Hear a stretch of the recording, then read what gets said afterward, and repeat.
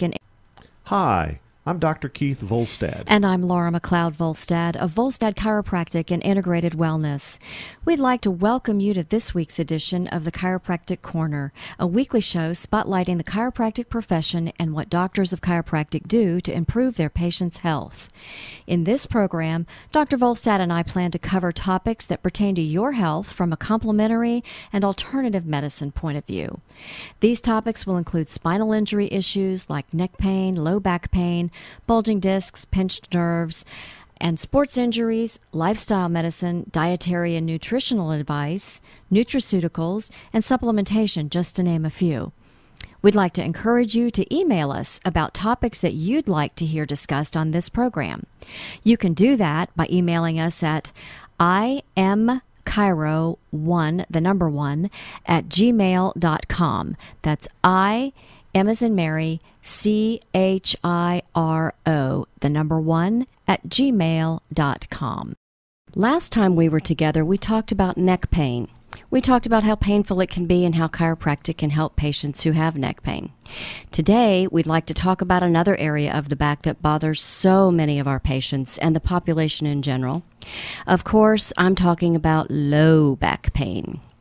Just a few quick pieces of trivia concerning low back pain. 1. Low back pain is the single leading cause of disability worldwide, according to the Global Burden of Disease 2010. 2. Back pain is the most common reason for missed work. In fact, back pain is the second most common reason for visits to the doctor's office, outnumbered only by upper respiratory infections. That's an interesting one. Didn't know that, did you?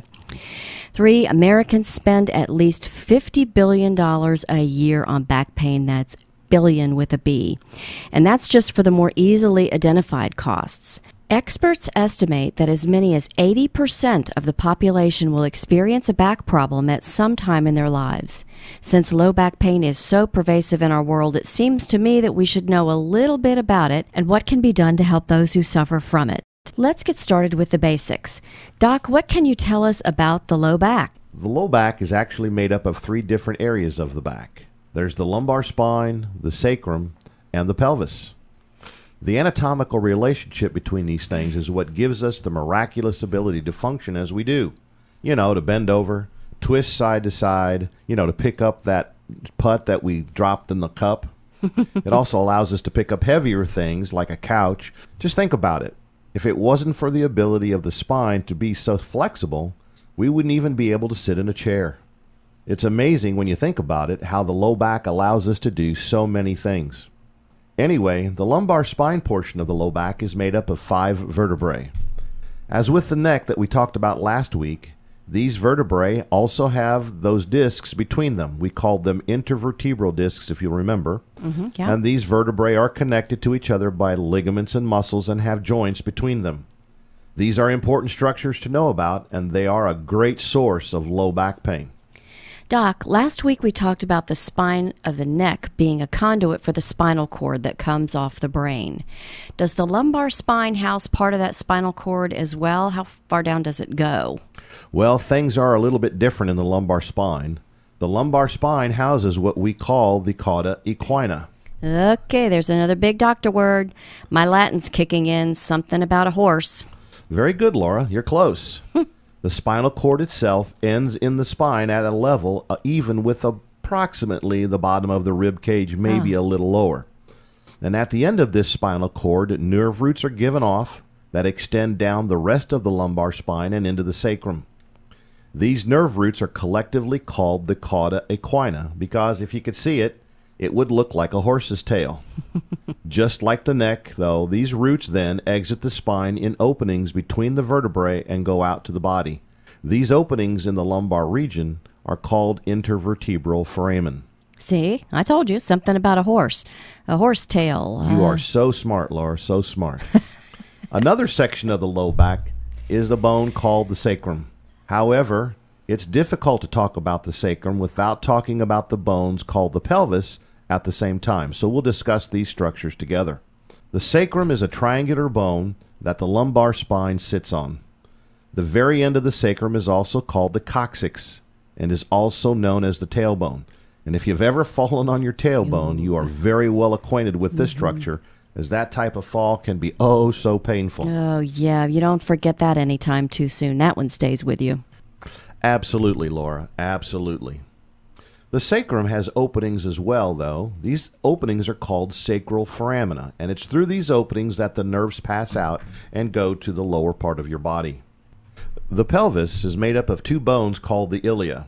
There's a right and left ilia, and together these two bones make up the pelvis. So let's do an experiment, Laura. Okay. If you're able to, folks, stand up, put your hands on your hips. You feel those two bones?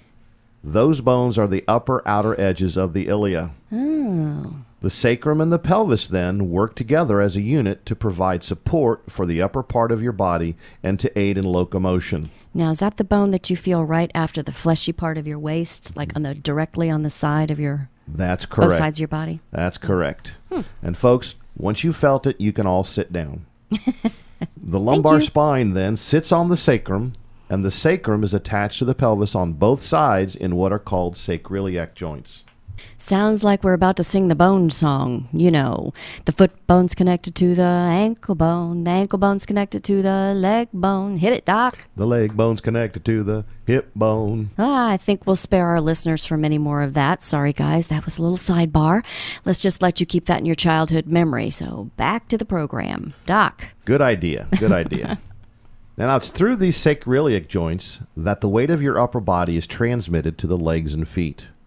When you sit down, you can somewhat eliminate this weight, and you can tell because your legs and feet will feel the relief of not carrying that upper body weight. And the older you are, the more you can feel it. Absolutely.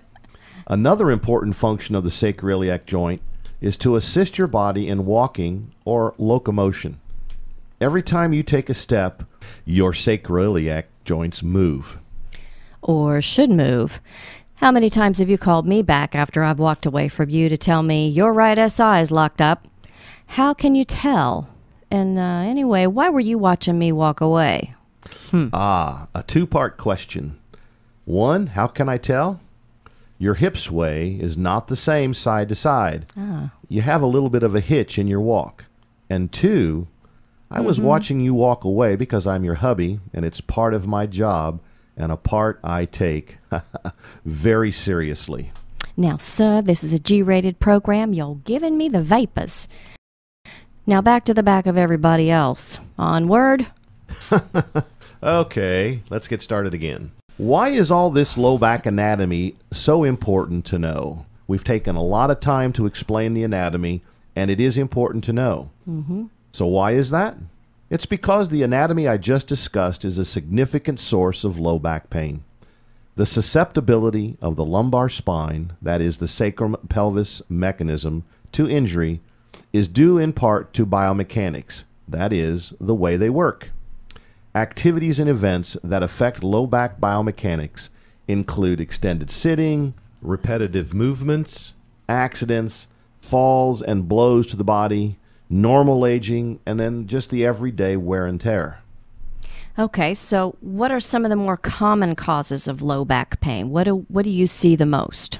Well, just like with the neck we discussed last week, injuries and accidents are probably the most common. You know, that sudden and forceful movement of the body in any direction very commonly causes low back pain. And then you have just the generalized growing older. Degenerative disorders such as osteoarthritis, spinal stenosis, and degenerative disc disease directly affect the spine of the low back.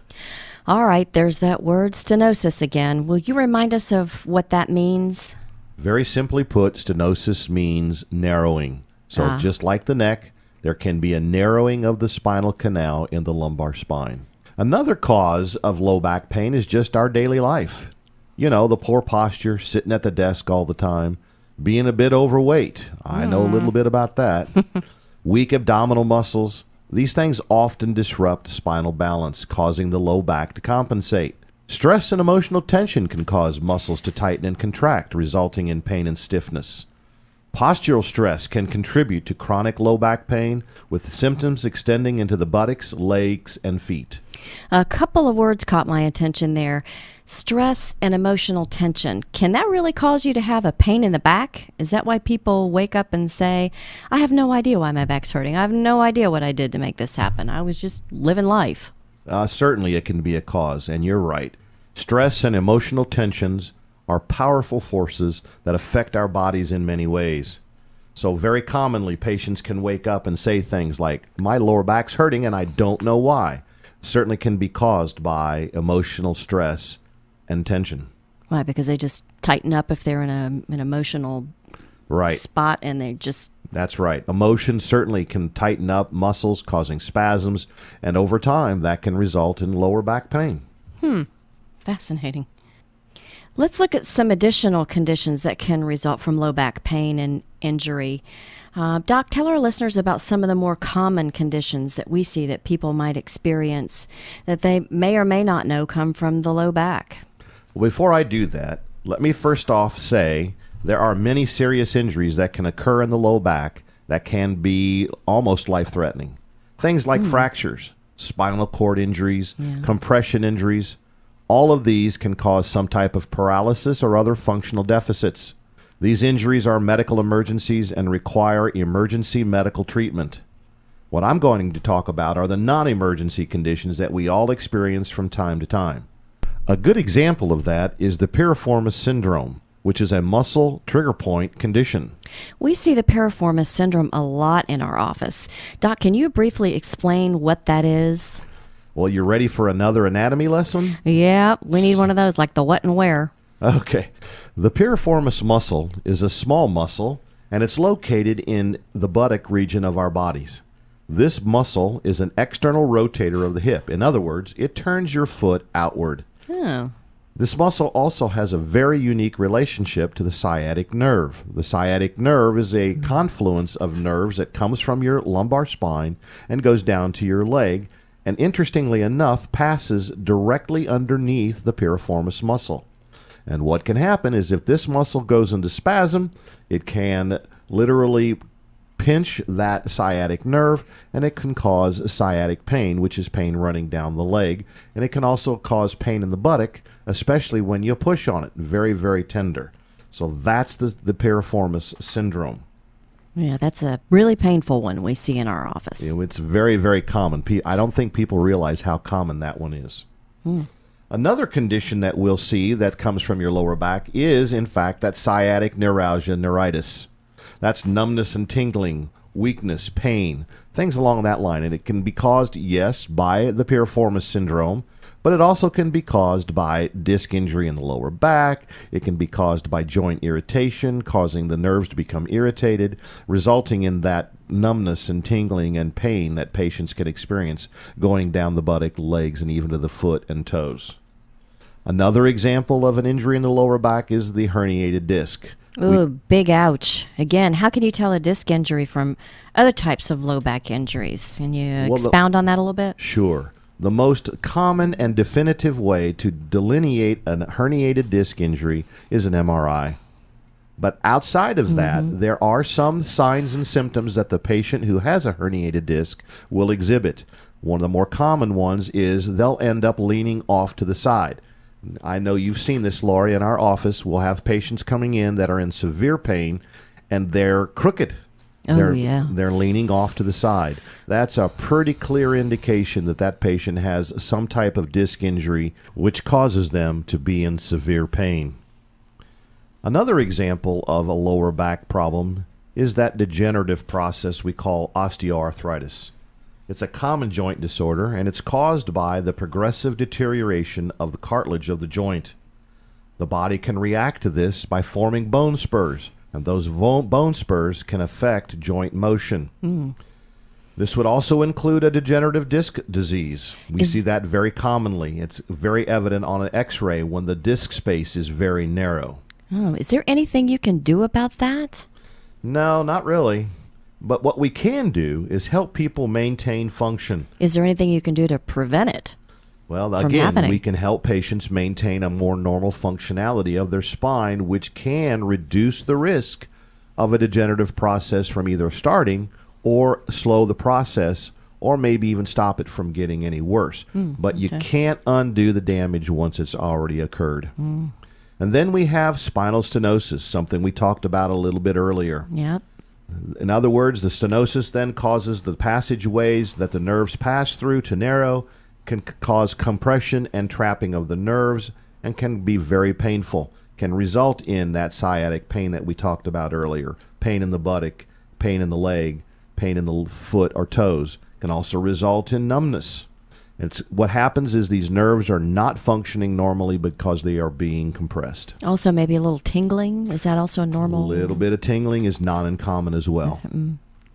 Okay, Doc, let's talk about injury from cars and other types of accidents. It's not necessarily cars. It's, bicycles, motorbikes, and, other kinds of vehicles where the locomotion's involved. What happens to a person's low back when they're involved? And let's just use the car accident as an example. It's the most common one. I think it's a good one to use because most people are aware of car accidents. They kind of know what happens to the body when you get rear-ended or if you end up rear-ending somebody else. Again, just like the neck, you've got the mechanism of being forcefully pushed downward, in other words, compressed, and then the hyperextension, hyperflexion injury can occur. Downward first? Downward first. And it's that compressive force that they think results in the disc being damaged. I think research has panned this out pretty effectively, that the compressive force within that first tenth of a second of the auto accident is what can damage the spinal disc.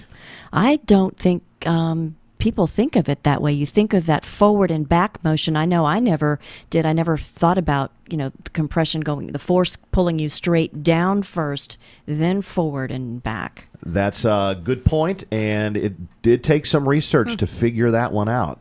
But yes, the compressive force is the first thing that happens according to the research. Now, the lower back is a little bit different than the neck in that most people are strapped into their car via the seat belt.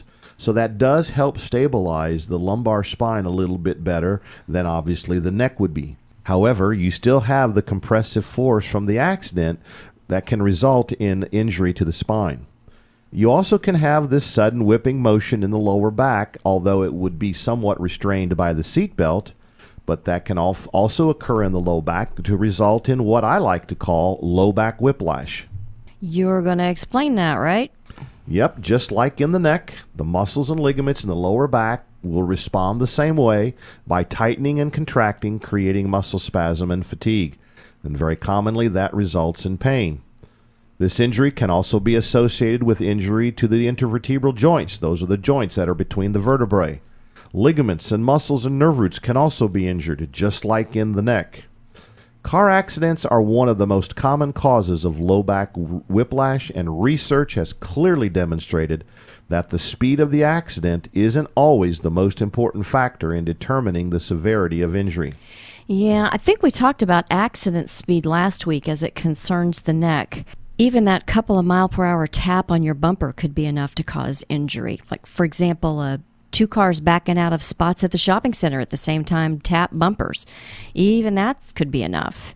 And remember, you might not feel the stiffness or pain for a few days or even a few weeks after the accident, correct? That's true. I think you said that last week. Yep, it's that delayed reaction that people ignore.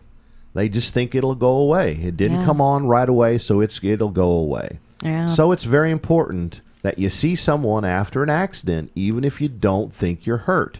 It could save you a lifetime of pain and suffering. My sister's a great example of that. She had an accident 25 years ago that and she thought she was okay and didn't have it checked out. And today she still suffers from chronic upper back and neck pain as a result of that accident. So now that we've laid out some of the more common causes of lower back pain, Doc, how do chiropractic physicians diagnose the different causes of lower back pain? In much the same way that we evaluate patients for neck pain, we'll evaluate the patient in their lower back condition. We'll ask questions like, when did the pain start? What have you been doing for your pain? Does this pain radiate or travel to other parts of the body? Does anything you do make the pain worse, or does it reduce the pain? Then we would do a physical and neurological exam. In your physical exam, we'll observe your posture. We'll test your range of motion and see what movements cause pain. We will palpate or feel your spine and the sacroiliac joints, noting the curvature and alignment. We'll also feel the muscles for spasms. We'll also check out the buttock area because that's where the piriformis muscle is, and that is not an uncommon area for patients to have pain. During the neurological exam, we'll test your reflexes. We'll test muscles to make sure they're strong. We'll also look for other neurological changes. We'd also do an orthopedic evaluation, which would include specific tests of function to determine what structures that we talked about earlier are involved and how much they are involved. Oh, sounds like a lot. It's a relatively extensive examination, and I think we chiropractic physicians pride ourselves on the fact that we do a complete exam. In some instances, then, we might also order additional tests, an X-ray, which might help to demonstrate a degenerative process, or a fracture, or bone spurs, or an arthritic condition. We might order a CAT scan or a magnetic resonance imaging test, also known as an MRI, to demonstrate disc injuries, herniations, and bulges, etc. And if we suspect that the nerve has been damaged, we may order a special test called an electromyography or an EMG to measure the function of that nerve. So that's why in that first visit it takes a little more time for right. you to do that examination. That's going to be probably their longest visit ever. Absolutely. They're going to think, am I ever going to get out of here? But yes, it's all important information that we need to make the clearest and most definitive diagnosis so that we can treat you appropriately. Okay. And speaking of that, remember, chiropractors are conservative care doctors. Our scope of practice does not include the use of drugs or surgery. If we diagnose a condition that we think may need drugs or surgery, we will refer you to the appropriate medical physician or specialist. We also may want to co-treat you with that medical specialist. So we would ask your permission to talk with that medical specialist so that we can ensure that your chiropractic care and medical care are properly coordinated. What treatments are commonly used for patients that have lower back pain? What do you do about it? In the same way that we treat the neck, we would treat the lower back. Spinal manipulation is the core treatment that a chiropractic physician uses in his office. Better explain that one again, Doc. Manipulation. It sounds like sometimes that's not a good thing. Manipulation is us using our hands or other tools to actively move the joints of your spine to restore a more normal functionality of that specific segment of your spine in its relationship to the guy above or below. That's where the thumper might come in again. Not Sometimes, just with your hands. You use, there are a couple of pieces of equipment that you use. That's right. The activator, we like to call the thumper. Some patients don't care for the hands-on manipulation, so they would much prefer the activator, and we certainly would use that to accommodate them. We would also utilize physical therapy modalities, things such as electrical muscle stimulation, ice and heat, mechanical traction, which would include spinal decompression, and that's very common in the low back. When you have a disc herniation in the lower back, one of the best modalities that we have found for treating those disc herniations non-surgically is spinal decompression. Another therapy we might use is cold laser. Cold laser therapy is the utilization of light in the specific frequency of wavelength to stimulate the healing process in the body. A lot of people look at me when I say, "Oh, we're going to shoot you with the gun, use the cold laser," and they're hesitant. I'm like, "All right, here's what it is," and I put it on their arm or something, and I ask them what it feels like, and they just look at me because they know they need to say something. I said, "It feels like a bunch of nothing, doesn't it?" Because you don't feel it. Yet there's nothing to feel. It's just right. Light, but that light is in a specific range of frequency, and that's what's important to stimulate the cells of your body to begin the process of healing. And explain what that EMS thing is again. EMS, electrical muscle stimulation. It's the utilization of electrical current and its properties to stimulate healing in the human body. That's that hands-off massage everybody loves so much in our office. It is very, very relaxing.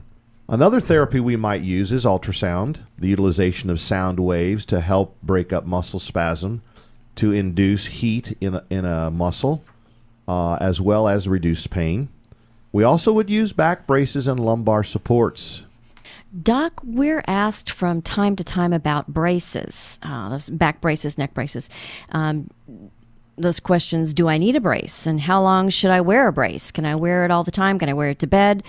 What do they do? Braces are an interesting topic, and I have a very strong opinion about braces.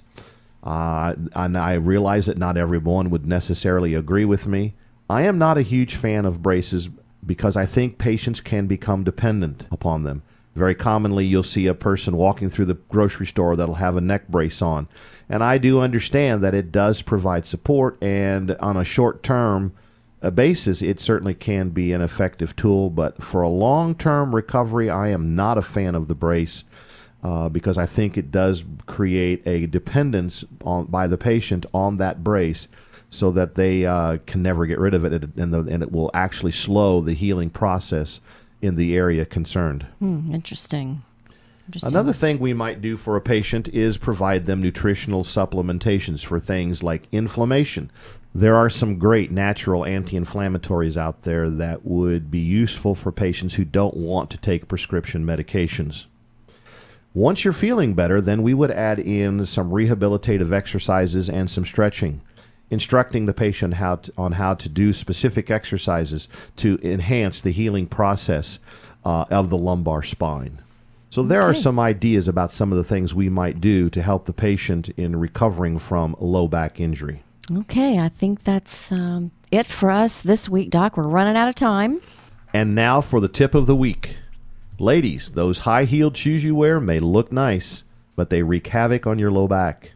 You might want to limit the time you wear those heels to just a couple of hours, and only on that special night out. Be careful of the shoes you wear so as to maintain good posture and a healthy back. And ladies, if you want to find some cute and fashionable shoes that also provide an incredible amount of comfort and support, call our office or stop by. I'll be glad to show you some of that footwear, not only for the women, but also for the men. We're located at 275 Tony Penna Drive, Suite 12, and our phone number again is 746-4242. Before you sign off, Laura, I'd like to invite our listeners to Google Volstead Chiropractic and visit our website. Join us next weekend for another edition of the Chiropractic Corner right here on the Jupe, WJUP 103.9 FM, Saturday and Sunday right after the 10:30 news. Until then, be well, live well.